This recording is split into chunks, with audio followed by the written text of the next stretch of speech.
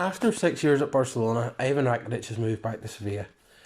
Rakitic left Sevilla just after winning the Europa League in 2014, and he returns to the club just weeks after they won yet another Europa League title.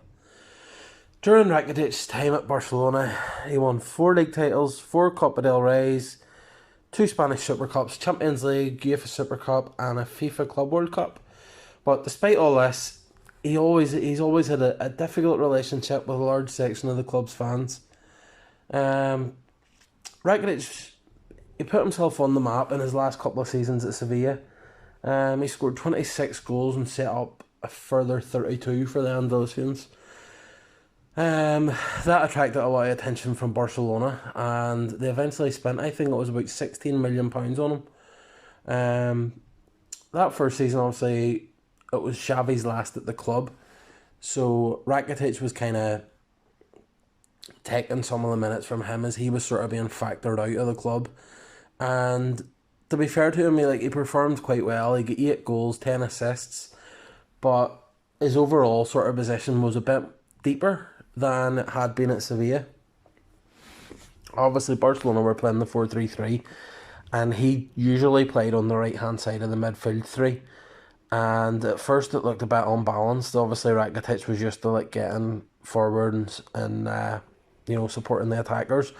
But down that side, you had Messi and Dani Alves. So Alves was bombing down the wing, and Messi was obviously cutting inside. And at the beginning, it didn't look right, but eventually Rakitic kind of figured out that he needed to sort of find a certain position a wee bit behind those two where he could, be the guy who they maybe had to play back to sometimes. And he done that well, and obviously he still put up some good numbers that season, which obviously best remembered will be the goal he scored in the Champions League final win against Juventus, where he opened the scoring and what was eventually obviously a 3-1 win. So over his time at Barcelona, he was always able to maintain a reasonable return in terms of goals and assists.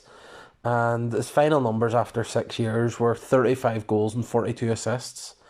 Which, whenever you consider that his position in the field as time went past, he seemed to get a bit deeper. And Barcelona's system kind of changed, where there was more of a gap between the midfield and the strikers. Kind of as the strikers got a bit older and less mobile, there was a bit more pressure on the midfielders to cover more ground defensively than there was to get up the pitch and attack. Despite obviously, as I say, good numbers, he's averaging almost 6 goals a season and 7 assists a season, which is reasonable for a guy that was essentially in his time at Barcelona almost a defensive kind of midfielder. But he never really won the fans over. Every match you could see online, it was Rakitic has done this, get him out, get him away. It was always a negative kind of thing about him, where the fans never took to him. I never really got it myself. Was it because he didn't come through La Messiah, or was it because he arrived for a relatively modest fee? But for me, he always put in a shift for Barcelona. He done some great things, some good memories of him. For me, I think he was harshly treated. How do we look at his numbers and stuff over his career at Barcelona? And it's interesting to look at, everyone this season has been saying, Rakitic needs to go, we need to get him out of the club.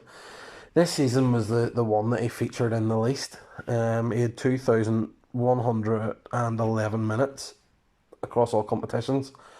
His lowest before that was 3,300 minutes. I think he had a season at 3,500 and then 3 seasons at over 4,000 minutes. So it was easy to see that he, was featured a hell of a lot less this season than he had previously.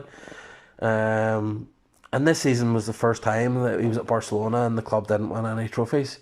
So, is there a case to be said that whenever he wasn't there, he was missed more than people actually thought he was? And obviously there seems to be this stupid viewpoint that, he's the catalyst for the feelings this season. Which is quite frankly, it's ridiculous. Because he's played less minutes than he ever did, and for some reason he's being portrayed as the bad guy that's responsible. So over his time, for me, he was an important player for Barcelona. There would be definitely quite a few faces that I would have moved on before him this summer, but obviously, like, he's 32 years old now. Um, the mantra seems to be, that we're building for the future.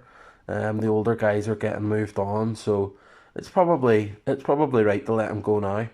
But for me, he's a player who I'll miss, and in my opinion, he should be more, he should be more fondly remembered, and he should be given more respect than the majority of Barcelona fans will give him.